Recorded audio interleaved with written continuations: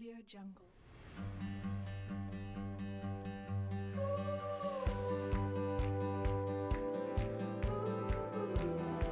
Halo semuanya, perkenalkan nama saya Nanufika Sari Burpakpahan dari Farmasi 2018B kelompok steril 3. Di sini saya akan menjelaskan mengenai tujuan dari praktikum pembuatan infus yang dilakukan. Adapun tujuan dari praktikum ini, yang pertama, diharapkan mahasiswa mampu mengetahui perbedaan antara sediaan infus dengan sediaan parentera lainnya. Yang kedua, mahasiswa diharapkan mampu memahami konsep isotonisitas dari sediaan infus. Yang ketiga, mahasiswa diharapkan mampu memilih eksipien yang sesuai dengan zat aktif yang digunakan pada sediaan infus. Yang ketiga, mahasiswa diharapkan mampu melakukan formulasi dari sediaan infus. Saya akan menjelaskan dasar teori mengenai pembuatan infus mengenai praktikum steril 3 kali ini. Infus adalah larutan dalam jumlah besar terhitung mulai dari 100 ml yang diberikan melalui intervena tetes demi tetes dengan bantuan peralatan yang cocok. Asupan air dan elektrolit dapat terjadi melalui makanan dan minuman dan dikeluarkan dalam jumlah relatif sama. Ketika terjadi gangguan hemostatif, maka tubuh harus segera mendapatkan terapi untuk mengembalikan air dan elektrolit. Anif 2006. Pembuatan infus atau cairan intervena dikemas dalam bentuk dosis tunggal dalam wadah plastik atau gelas steril, bebas pirogen serta bebas partikel lain. Oleh karena volume besar, pengawet tidak pernah digunakan dalam infus intervena. Biasanya mengandung zat-zat amino, dextrosa, elektrolit, dan vitamin. Walaupun cairan infus intervena yang diinginkan adalah larutan yang isotonis untuk menetralisir trauma pada pembuluh darah, namun cairan hipotonis maupun hipertonis dapat digunakan untuk meminimalisir pembuluh darah. Larutan hipertonis diberikan dalam kecepatan yang lambat. Anif 2006. Pemasangan infus merupakan sebuah teknik yang digunakan untuk memfungsikan vena secara transkutan dengan menggunakan stilet tajam yang kaku dilakukan dengan teknik steril seperti agionuc kateter atau dengan jarum yang disambung dengan squid. Pemasangan infus intervena adalah memasukkan jarum atau kanula ke dalam vena pembuluh balik atau dilewati cairan infus atau pengobotan dengan tujuan agar sejumlah cairan atau obat dapat masuk ke dalam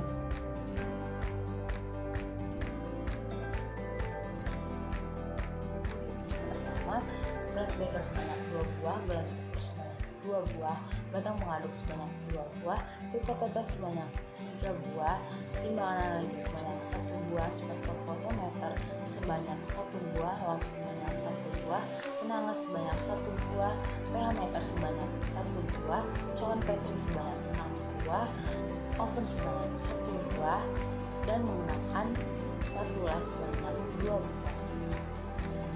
Adapun bahan yang digunakan pada praktikum kali ini antara lain paracetamol sebanyak 1 gram, monosodium fosfodihidrat sebanyak 0,1002 gram, disodium fosfodihidrat sebanyak 0,7271 gram, sodium klorida sebanyak 0,785 gram, water for injection sebanyak 1000 ml, methylene blue sebanyak 0,1%, natrium glycolate sebanyak 0,5 gram, dan besi 3 klorida atau FeCl3 sebanyak 0,5.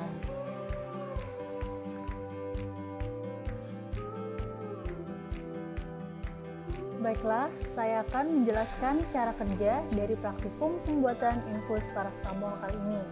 Cara kerjanya, yang pertama, alat yang akan digunakan harus disterilkan terlebih dahulu.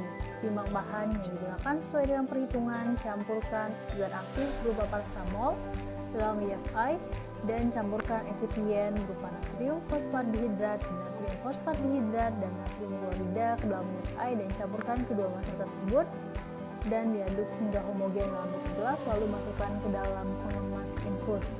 Untuk sterilisasi infus sendiri, pengemas infus yang terbuat dari plastik itu disterilkan menggunakan autoclave pada suhu 121 derajat Celcius selama 15 menit. Dan yang tertutupnya yang terbuat dari karet disterilkan menggunakan alkohol pada suhu 70 derajat Celcius.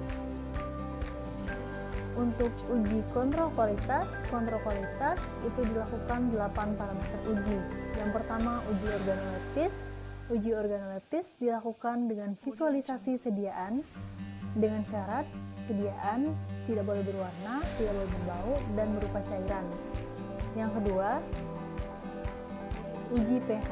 Uji pH dilakukan menggunakan pH meter dengan syarat pH berada di rentang 5,5 sampai 7. Yang ketiga, uji sterilitas. Uji sterilitas dilakukan menggunakan inokulasi pada media yang digunakan dan diamati pertumbuhan mikroba. Yang keempat, uji pirogen. Uji pirogen dilakukan dengan hewan uji, yaitu 3 ekor tikus yang dihitung kenaikan suhu dan syarat kenaikan suhu tidak boleh melebihi 1,2 derajat Celcius. Yang kelima, ada uji kejernihan. Uji kejernihan itu diamati dengan latar belakang hitam dan diberi cahaya. Selanjutnya, uji kebocoran dilakukan dengan menggunakan methylene blue, di mana larutan di dalamnya tidak boleh berwarna biru untuk memenuhi syarat. Selanjutnya, uji kualitatif dilakukan. Praktikum Teknologi Farmasi Steril kali ini membahas mengenai pembuatan sediaan infus. Infus itu sendiri berupa larutan dengan volume besar yang tergolong ke dalam LVP atau large volume parenteral yang dimasukkan ke dalam tubuh layaknya injeksi intravena. Nah, sediaan infus yang dibuat pada praktikum ini adalah sediaan infus paracetamol. Sediaan ini sebelum dilakukan pembuatan sediaan, maka dilakukan terlebih dahulu perhitungan osmolaritas serta tonisitas dari sediaan untuk mengetahui apakah sediaan tersebut hipotonis, hipertonis, ataupun isotonis. Nah, dari hasil yang didapat ternyata sediaan ini bersifat hipotonis, maka perlu ditambahkan sejumlah NaCl agar sediaan menjadi isotonis. Kemudian setelah dilakukan perhitungan, baru dilakukan pembuatan sediaan. Nah, setelah sediaan dibuat, maka selanjutnya dilakukan proses sterilisasi. Sterilisasi yang dipilih untuk sediaan infus paracetamol ini adalah sterilisasi panas lembab dengan menggunakan autoclave.